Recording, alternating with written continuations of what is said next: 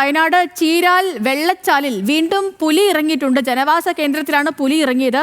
5 കോഴികളെ പുലി പിടികൂടിയെന്നാണ് പുറത്തുവരുന്ന വാർത്ത.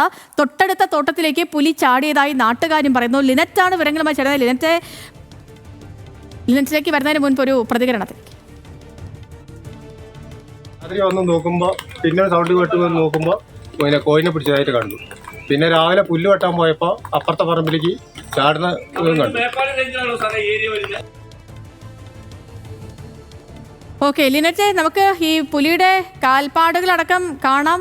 സ്ഥിരമായിട്ട് പുലിയും കടുവയും ഒക്കെ കൊണ്ട് പൊറുതിമുട്ടിയിരിക്കുകയാണ് വയനാടുകാർ എന്ന കാര്യത്തിൽ തർക്കമൊന്നുമില്ല. ഇതിപ്പം ഈ വനം വകുപ്പ് ഇടപെട്ടിട്ടുണ്ടോ? എങ്ങനെയാണ് കാര്യങ്ങൾ? നിരീക്ഷണമൊക്കെ ആരംഭിച്ചിട്ടുണ്ടോ? തീർച്ചയായും അവിടെ വനംവകുപ്പ് ഇപ്പൊ സ്ഥലത്തെത്തിയിട്ടുണ്ട് എന്നാണ് അറിയാൻ സാധിക്കുന്നത്.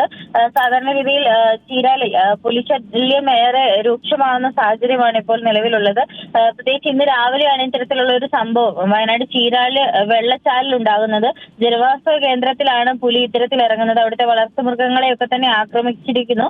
5ഓളം കോഴികളെ പുലി പിടികൂടിയിരിക്കുന്നു. നമുക്ക് ദൃശ്യങ്ങളിൽ വ്യക്തമാവുന്നത് പോലെ പുലിയുടെ കാൽപ്പാടടക്കം കാണാൻ സാധിക്കുന്നുണ്ട്. ഉടൻ തന്നെ വനംവകുപ്പിനെ വിവരം അറിയിക്കുകയും വനംവകുപ്പ് സ്ഥലത്തെത്തുകയും ചെയ്തിട്ടുണ്ട്.